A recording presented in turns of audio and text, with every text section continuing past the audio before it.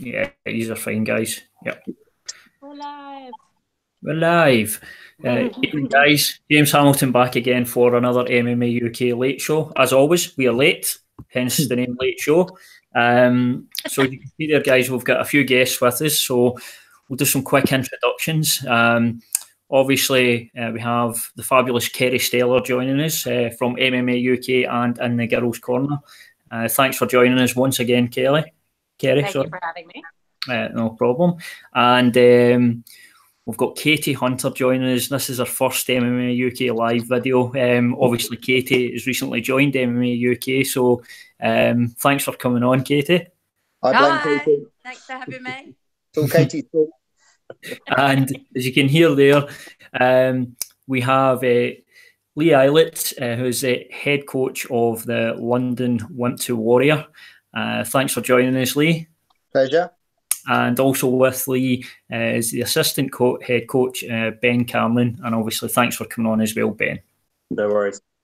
So we've got you guys on tonight. Obviously, a lot of people have probably seen it in social media and across the internet as Wimp2Warrior. So for maybe people that are watching that are not too familiar with Wimp2Warrior, guys, can you first of all tell us a bit about Wimp2Warrior and sort of what got you guys involved in the programme? Yeah, sure. So the Wimp2Warrior concept is a pretty fascinating one if you're into MMA or you've just like come across it and thought, oh, that looks interesting, because kind of most people's first question, if they're that way inclined, is, you know, I wonder if I could do that. And people who come and watch events, people who came and watched Katie fight, for example, at Wimp2Warrior, pretty sure that a lot of them have sat there at some point and gone, oh, I wonder if I could do that. I wonder, could it even be possible that I could walk out in front of a crowd, enter a cage and throw down with another human being? So it's designed to answer that question for the masses, really. I think that what we're really looking for ultimately in Wimp2Warrior is people that believe that they're ordinary. You know, so we're not looking for someone who's trying to be the next UFC superstar. There's plenty of opportunities to, you know, get into the sport and progress through the sporting arena in different ways. You don't have to have this program available to do that. But this program is something a little bit different. It's taking just ordinary members of the public, or as we like to say, that, you know, people who think of themselves as ordinary, and then we take them on a 6-month journey where we try and convince them that they're anything but ordinary, or at least for a small proportion of their life, they can do something extraordinary. You know, that they can do something that far exceeds even their own expectations, and that we can get them mentally and physically in a place where they not only are capable of doing it, but they actually believe that they're capable of doing it. So, yeah, it's a really cool thing to be involved in, because it's a, you know, slightly different end of the spectrum than it would be, or very different end of the spectrum ultimately than you know, taking pro fighters through their paces. Yeah. But the end goal is the same. You know, you've got to make that walk. You've got to step in there. You've got to put it all on the line, and in front of your friends and family and everybody watching you, you've got to try and perform. So it's a pretty intriguing proposition. Yeah, and just something with obviously the level of training they're getting. So I think that's something that this needs to be separated from, because there's a lot of bad press about sort of white collar boxing matches and stuff like that at the moment. So where guys are getting little to real no training and going in there, and really it's dangerous what they're doing. But just say that it's 6 months training. Just tell us about the level of training the guys are getting, sort of how much time they're actually having to put in before they're allowed to make that walk at the end of it. Yeah, so we're completely serious about taking people to a standard where we feel that they can compete, not just safely, but also represent themselves well and represent the sport well. And so we don't take that lightly in any shape. We're doing absolutely everything we can, not only to give them a phenomenal experience, but to try and give them some real skills, right? So not just all the physical skills, but the mental skills that are required to put yourself in that scenario. So from early on, right, from the first few sessions, we're trying to help these people make a mental transition to a point where they actually believe that they can do it. Because, you know, until they can actually believe that they can do this thing, because plenty of people sign up and they're not yet in that frame set. The vast majority are there and going, oh, this is real now. Now I've really got to try and do this. And so largely we try and take them on that journey, but it's physical and mental. And they're in here 4 to 5 days a week, right? Mostly it's 5 days a week. They're in here at 6 a.m. for their training sessions, sometimes earlier. And we're leaving no stone unturned to try and get them as good as we possibly can get them, right? So it's not like we're just going to take them through a subset or a modified set of rules. Oh, we'll just let you throw some, body shots and a little bit of grappling and we'll all have some fun. It's proper amateur rules. It's a serious endeavor for us. We're trying to get them to a point where they don't feel like they're just some compromised version of mixed martial arts. When they go out and fight, it's an amateur fight. It's on their record. They're a mixed martial artist at that point. They've got to go out there and compete. So, it's not some watered down thing. And so we take that seriously. Like we're absolutely passionate about getting them to a point where they're as good as they can be in the time that we've got. Now, look, 6 months isn't a lot of time. It's a very short amount of time, but we pack over 100 sessions into that. So, if someone's training twice a week, it's the kind of amount of training that they'd normally pack into a year if they were lucky. So we throw as much at them as we can in that period of time that we've got them. And we do everything we can to get them in the best possible place. And when anybody comes and watches those people fight, often we get people that are, say often, right? Just be frank, all the time we get such positive reports from the quality of the people that are fighting, because they're expecting something completely different. They walk in there and they're expecting people, just winging in with haymakers and like rugby tackling each other and hoping for the best. And what they get is something which, fingers crossed, thanks to people like Katie, looks very different, right? It looks like two people that actually know what they're doing and are actually gifted in some capacity in trying to, the forms of combat that we take them through. So we also put on an amazing show for them. So, we want to give them that proper experience where when they get in there, they feel like they've been part of a proper show. Again, not some watered down thing where it was like, oh, we went and played at MMA. We didn't play, have some fun with it. You went in there and you competed and you did it properly. Yeah, and I mean, I did, obviously, I know Katie's went through the Wimp2Warrior program and she spoke so highly about the program and obviously the training and everything. She couldn't say enough good things about it. I'm just intrigued to find out sort of the process you go through. Now, obviously, you split into teams at a point through the training, red team and blue team. I believe, Ben, you'll be coaching the blue team, is that correct? Yeah, I support the blue team, and obviously they're making do red team this year. I'm wearing my top, especially. I'm not doing red team. We split. It's about halfway through the program. We split the teams, and ultimately Lee oversees all of the training in the program. But my role within that is, I've got to support the individuals. It's as Lee said, it's not just the training that we're dealing with. It's different levels of confidence, ability. It's bringing out the best of these particular individuals, and finding things along the way that we wouldn't necessarily, realize in someone. Perhaps someone is very fast at learning; they pick it up very quickly. Others take a bit longer, and you need someone who's a bit closer to each, as a head of a blue team or a red team, someone that they can go to and have some counsel. It's good. I would put together a program that is designed to take in every person as far as we can in a kind of generic format, and then it's up to Ben and the other red team head coach that we have, Joe Bennett, to identify where people are struggling, where people are ahead of the game, and then customize it and tweak it and help them through those difficult parts individually. So it works really nicely like that I can kind of stay as best I can impartial and give the same advice and straight down the line to everyone, and then Ben and Joe can take it and go, right, now we need to tweak this a bit for you or this a bit for you because you've got some advantages in this area and disadvantages in this area, so they tailor it then for each individual, which is really cool.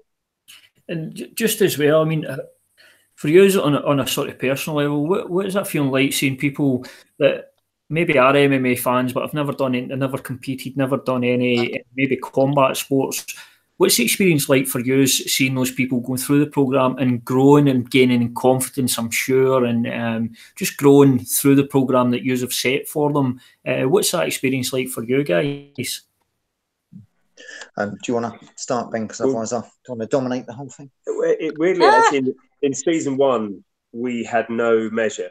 And obviously, by the time we got to season 2, we had an understanding of how the process was working.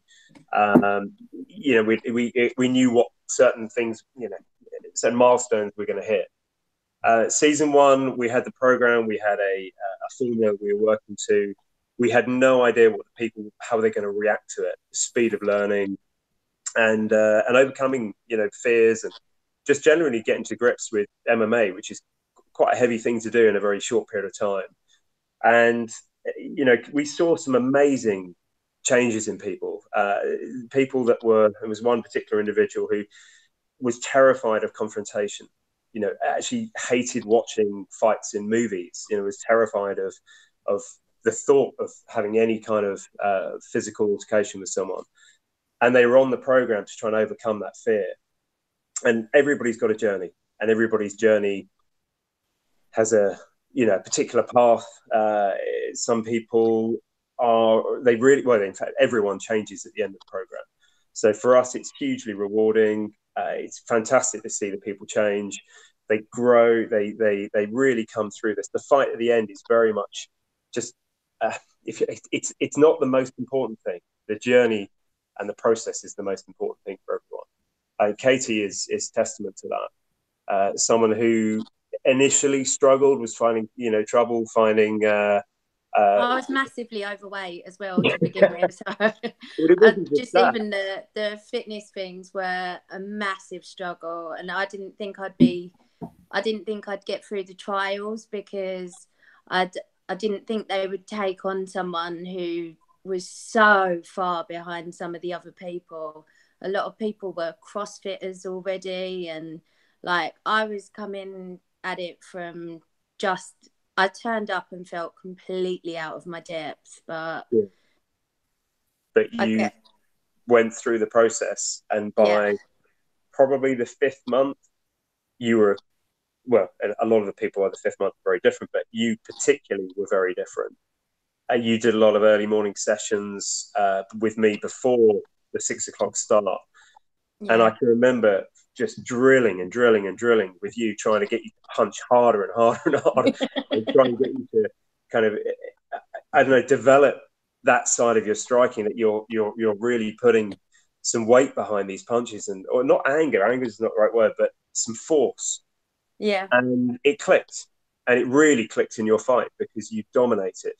So, you know, you're the person, certainly in season 2, that I would say probably, I don't know, maybe overcame a lot of your fears, if you like, and had a fantastic night at the end.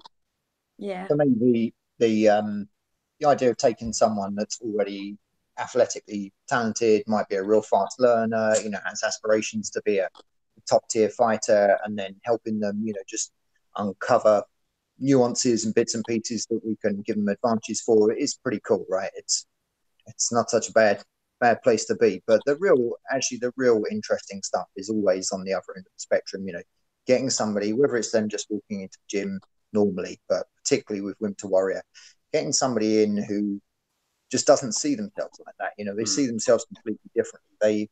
And I use that word ordinary, right? They've been convinced by life that they're just an ordinary person and they probably shouldn't be doing something like this. But for some weird reason, a little spark went off and they went, hey, maybe, you know, maybe I could go and do something like this. Maybe I could do something extraordinary, right? And whatever the catalyst is for that they've had a rough time in the past few years, or they're just passionate about the sport and always want to do it, or someone's always told them they couldn't do such things, they just want to prove something to their friends and family, you know, whatever that reason is, everybody comes in, like Ben said, with a personal journey and a personal reason for doing it. And then just to take someone like that and to slowly see them change, and again the physical skills and the learning of the actual techniques and the education that comes with that is really cool. And you get to see them go through that process where they look physically completely different, not just from a fitness standpoint, but what they're capable of doing.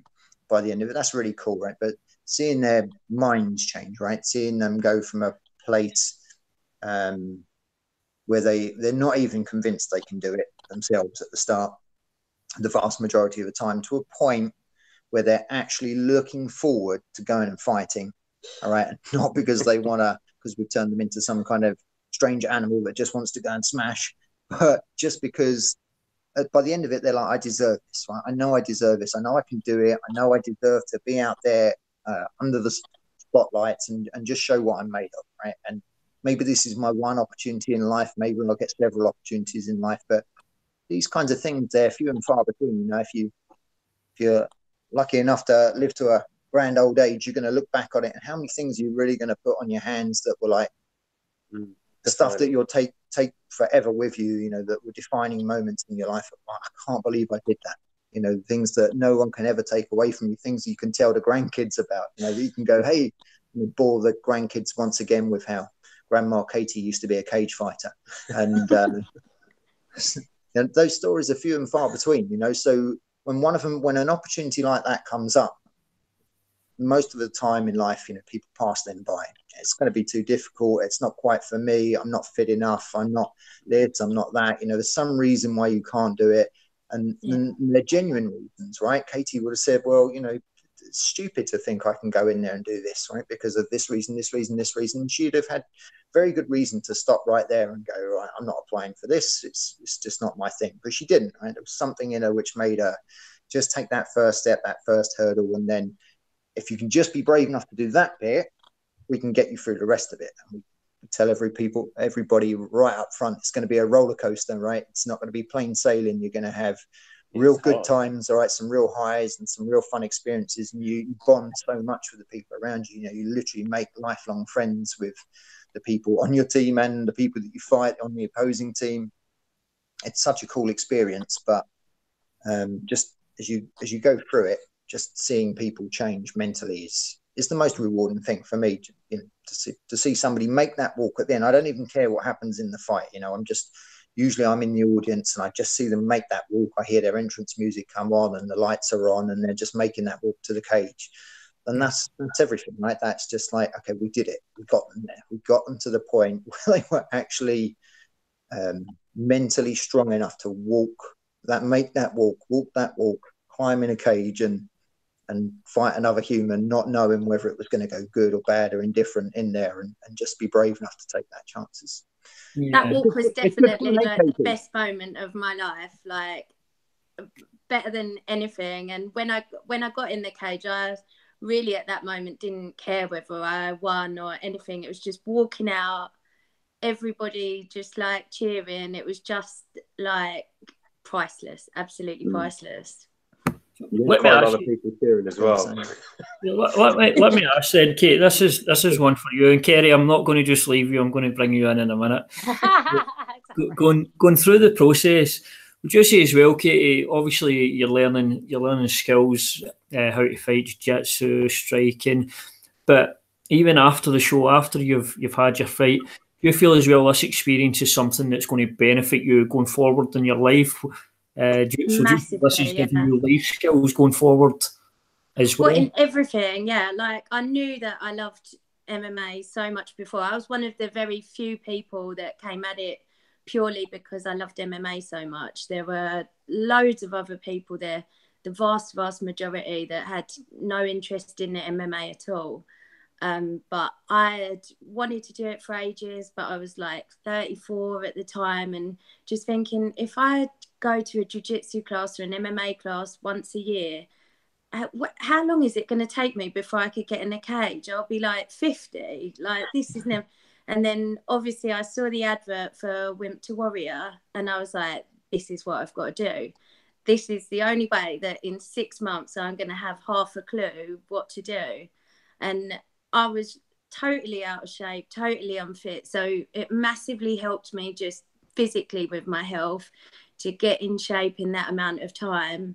And then I've carried it on from there, but also just in every aspect of my life. Like I'm just happier being involved in the sport is what I always wanted to do. I always wanted to be involved, you know. So from after finishing, I found an MMA gym at home that I absolutely adore, and jiu-jitsu school that I love, and then through knowing Brad Pickett, who was guest coach on Wimp2Warrior for my series, I ended up working for him at Rise of Champions, and then through that I'd then started working at MMA UK. So I've loved it for so long, and this just was everything to me. It got me into it in every way. So like my physical health, just being happier, because, you know, you have to go to work to pay the bills, and I just wanted stuff outside of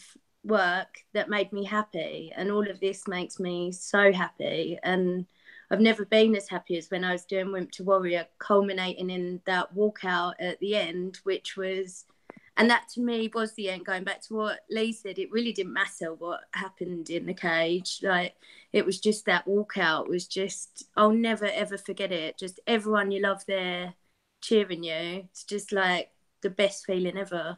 Yeah, I mean, just I'll come back to Lee and Ben. When you hear that, Katie, talking about that, obviously the process she went through, having a fight, then moving into obviously doing PR for Rise of Champions. Now she's with MMA UK. So it's a really cool story. I think it's a brilliant story. It's a great advert for Wimp2Warrior as well. When you hear Katie talking about it like that, I'm assuming you must be very proud and sort of happy where her journey's led her. Yeah, it's pretty amazing. We get so many cool stories, not just in the London series. You know, this thing's global, so you just hear so many cool stories like this, and often they're not MMA related. Once the series is finished, you know, there are people that treat this like a bucket list kind of thing, and they'll come in and they'll do it, and then they won't train MMA again.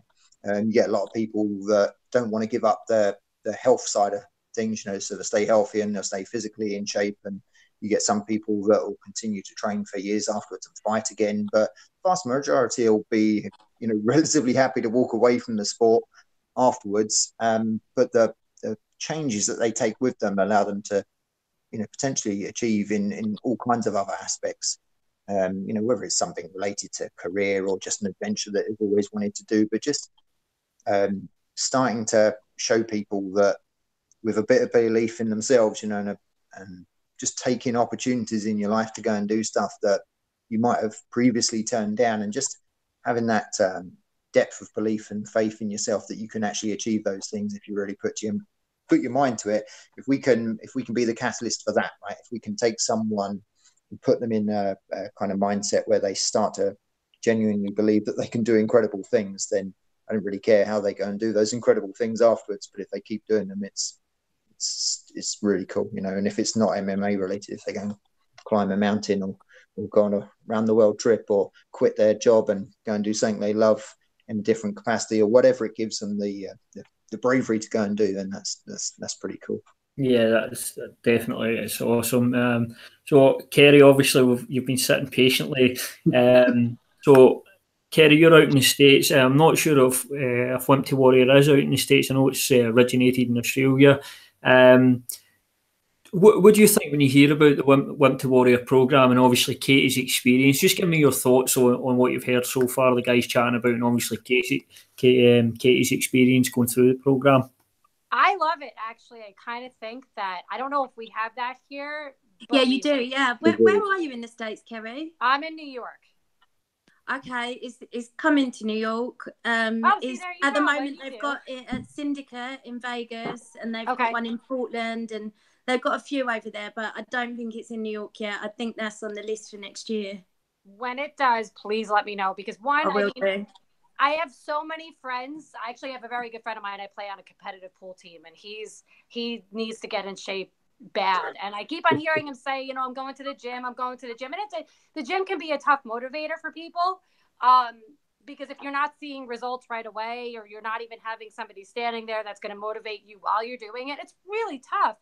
And I said to him, you know, maybe you should think about signing up for a couple months at like one of the MMA gyms. And he's like, I don't know. I can't. I said, I'm not telling you to go out there and fight.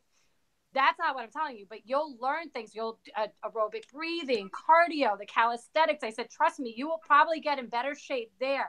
than anywhere else. And I know that when I was, I was drinking. I'm sober 10 years. When I first got sober, I was like 135. Now I walk around at maybe 120. And I was going to the gym every day, wasn't losing any weight, didn't see an inch drop, nothing. Started doing kickboxing. Within 2 months, I was down to 115 solid. And I mean, that really I was going all the time. I was eating right. So it wasn't just like a magic overnight thing, but I saw results way faster than I did at the gym.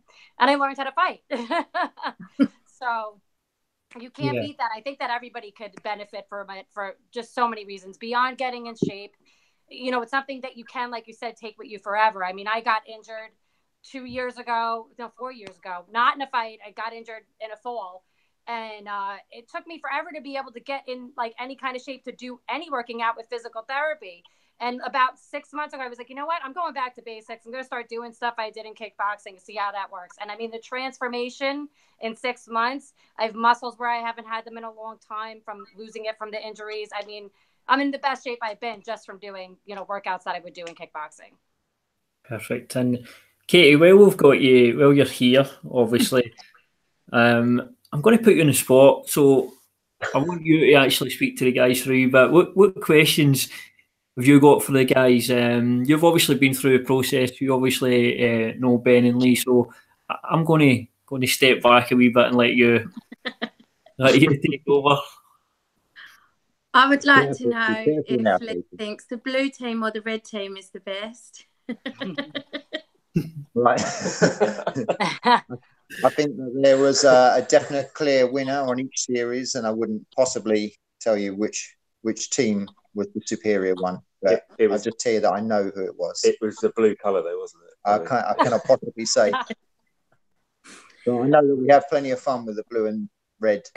We have situations where we have spouses and family members do a subsequent series, and it would be cruel if we put those people on the opposite team. Just for fun. Which you have done. But we literally have people like, they're 2 years post doing their Wimp2Warrior experience, and we do different warm-ups and stuff up here, and maybe we're doing a warm-up with we've got red and blue tags that we use, and if someone's on the blue team and I go to give them a red tag, they still refuse the red tag and they only want the blue tag. It's just so ingrained with them, they just can't give it up. So there was for me, I just sit back and have fun watching all that stuff unfold. It's pretty cool. But I'm colourblind, Katie. You never red or blue. Okay, sit on the fence then. But no, a serious question now. So considering how much time I spent with you guys, I don't actually know how or why you got into the sport and how long you've been doing it. That's because we encouraged you never to ask questions. This was our first thing on day one. Shut up, get on with it, don't ask questions. You weren't allowed to talk. Well, now I'm a reporter, you've got to answer me. You don't have to answer these questions. I'll try and do my brief history. So my dad was training in traditional martial arts when I was young, and I begged him every day to let me train with him, and he kept refusing. And eventually he gave me a homework sheet to do, like, do this, like 10 sit-ups, 10 press-ups, 10 this, 10 that. If you do that every day for a week, I'll let you come and train with me. And much to his disappointment, I managed to do it. And then he had to drag me along training with him. So then eventually he opened up a school. He was my coach. And so I was training for years. They were traditional martial arts back then because there was nothing else. So stuff like taekwondo, bits and pieces like that. And eventually we split away from traditional martial arts and started doing much more realistic self-defense based kinds of concepts, because again, this was pre-MMA days, and I happened to open up my first gym when I was 9, or not gym, but class within a facility where I was teaching when I was 19, and that was June 93, give away my age. And so that was like 4 or 5 months before the first ever UFC. I opened up my first class. 6 months later, the UFC comes along.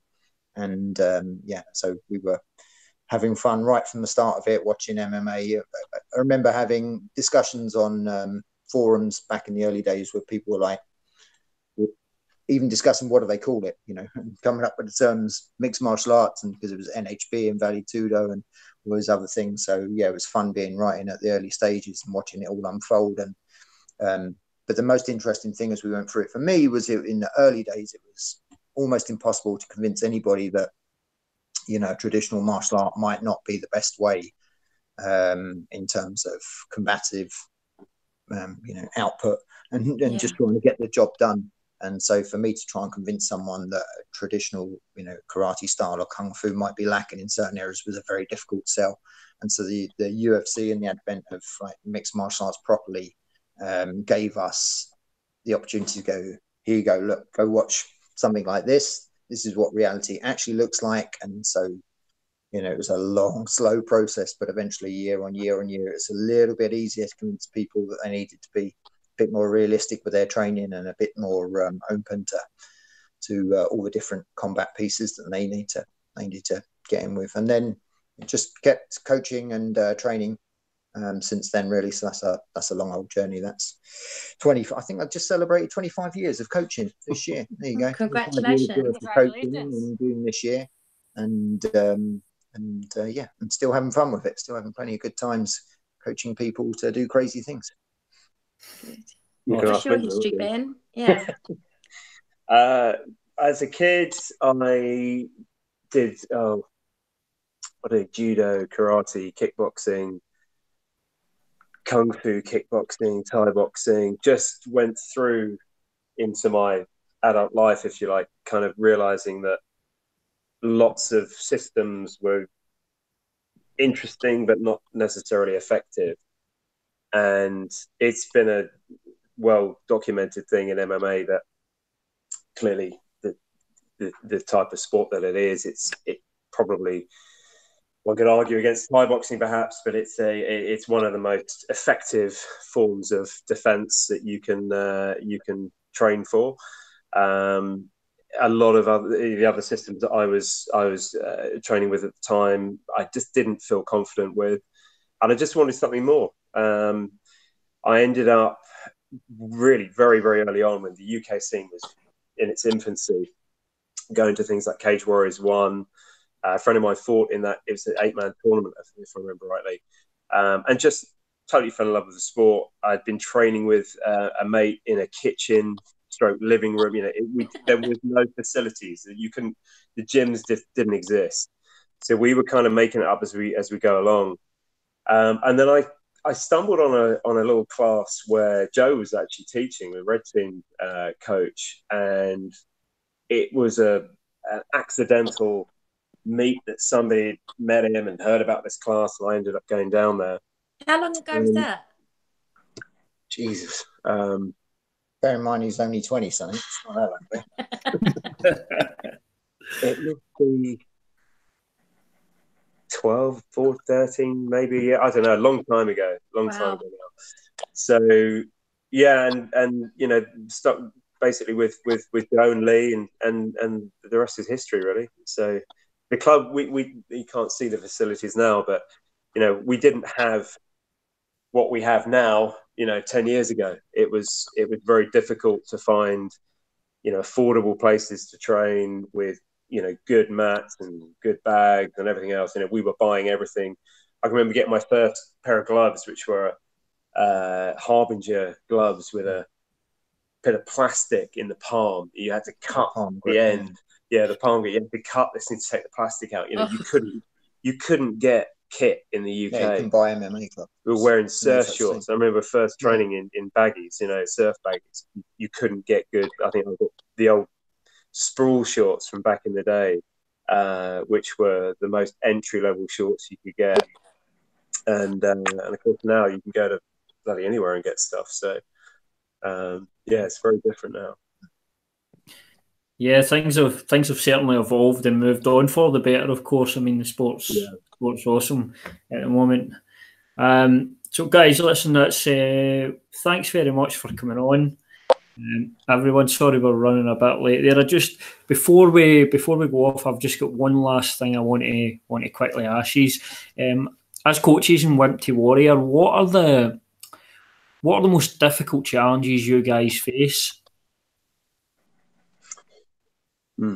So for me, it's just convincing, getting people to deep down believe that they can do it, right? That they can, because a lot, there's no end of people that play with this idea, right? That go, I think I could do that, or I believe I could do that, or I've seen other people do that, and but when the S hits the fan, right, and you're there, and you're signed up to this program, and we go, right, here's a date that you're fighting.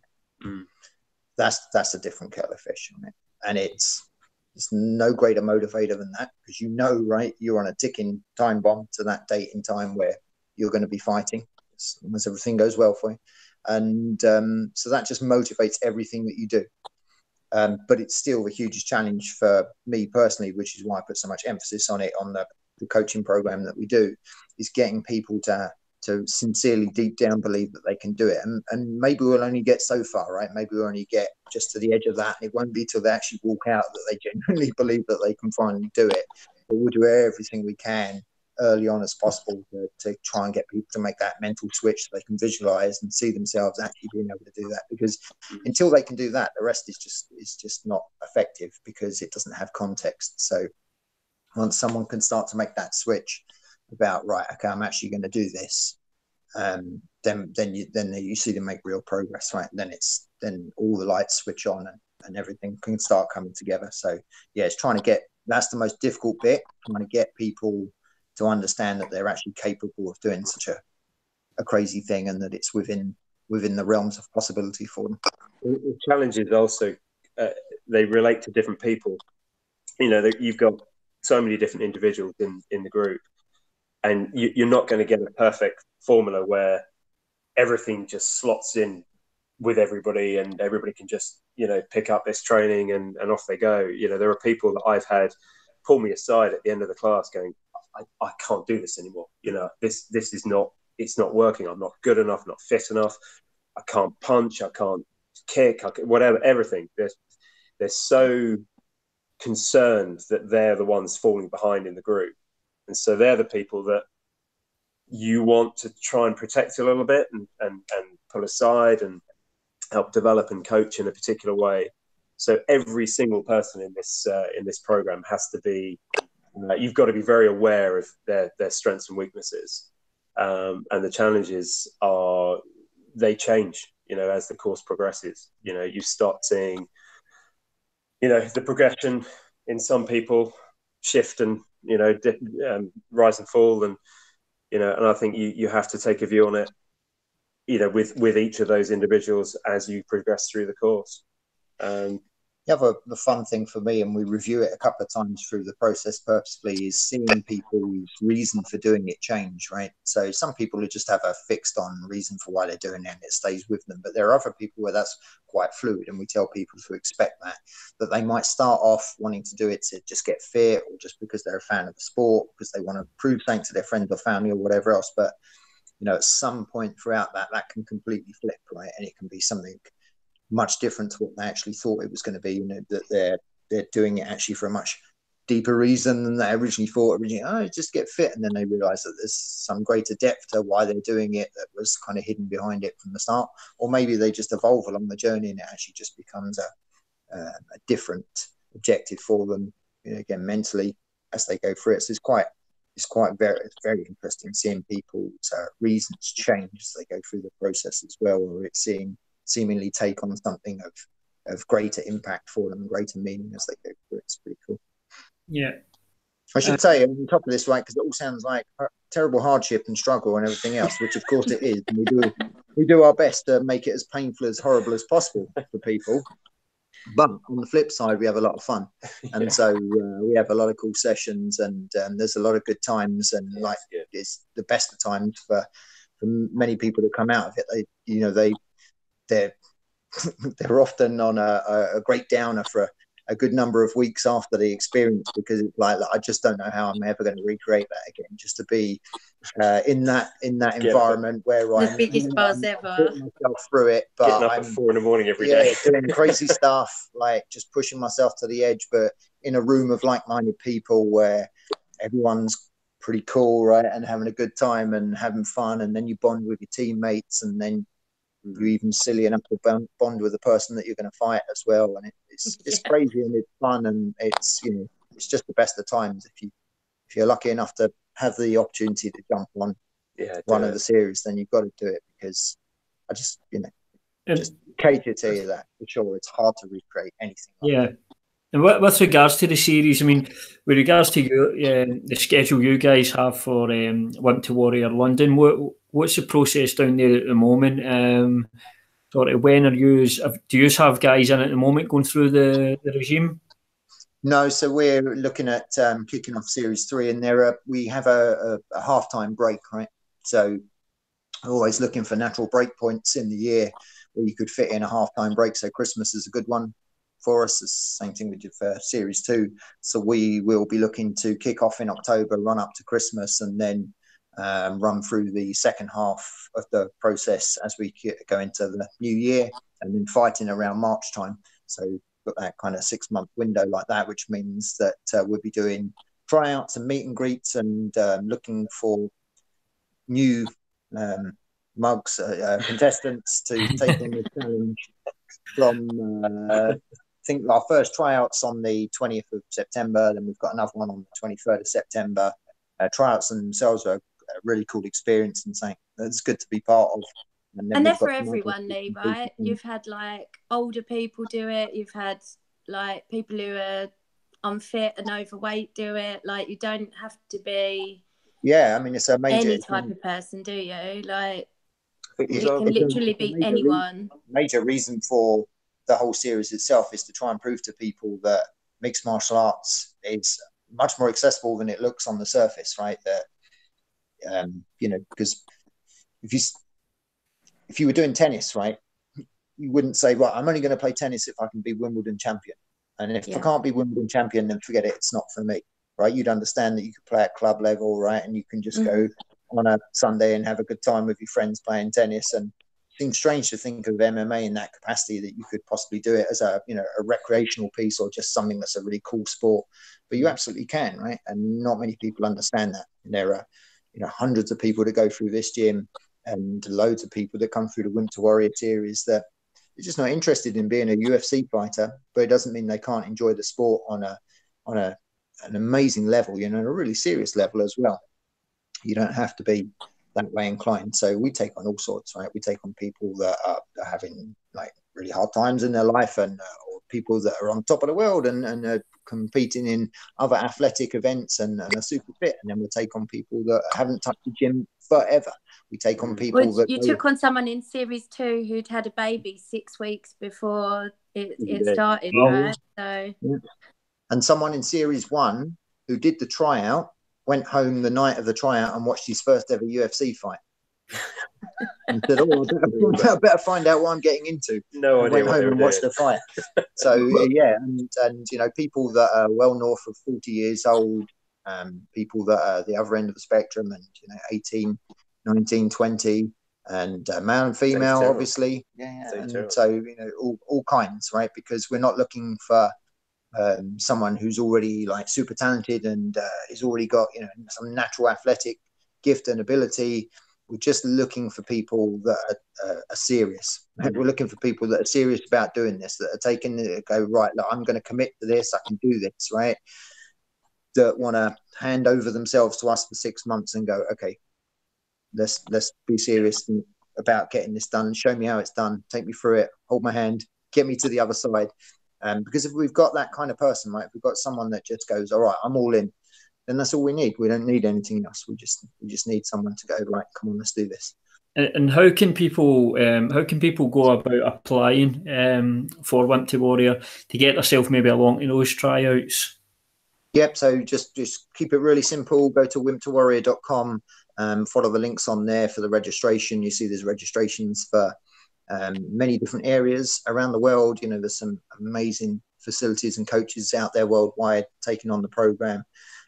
Most recently, Firas Zahabi in Tristar.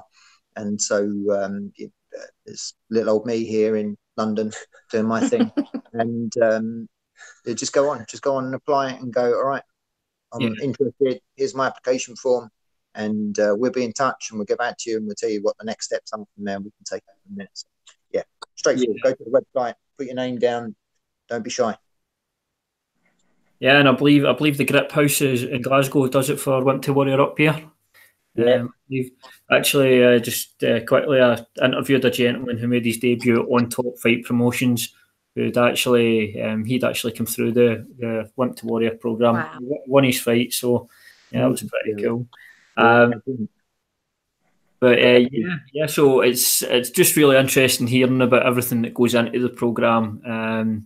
And the amount of work that you guys are putting in as well, and seeing someone like Katie going through it. So yeah, guys, Wimp2Warrior is something you want to check out. Like Lee said there, go to the website and see what's coming up. So I'd just like to thank everyone, obviously, for coming on the show this evening. Thanks very much, Kerry, for joining us from across the pond. Thank you. Katie, obviously, thank you for coming on. I'm sure you'll be at the other side very soon, maybe next week. Thanks very much for joining us, Ben and Lee. It's been great chatting to you guys, and it was really interesting to hear about the programme. No problem. Thank you very much. It was a pleasure. And Katie, good luck with everything. You've got a good person in Katie there. She was amazing on the series. A real pleasure to have on it. So you found yourself. Pay you later. Yeah. You definitely found yourself. Thank you, guys. Don't upset her though. She's pretty tough now. Yeah, I've watched her fight. I'm just going to stay up in Scotland in case she gets upset. I should be safe unless she jumps in the car and heads up. Yeah, everyone, thanks again. It's that's another edition of the MMA UK Late Show. Obviously, tune in next week, Thursday, 9:30 p.m. ish. We'll see. And yeah, thank you. Thanks, guys. Thanks, guys.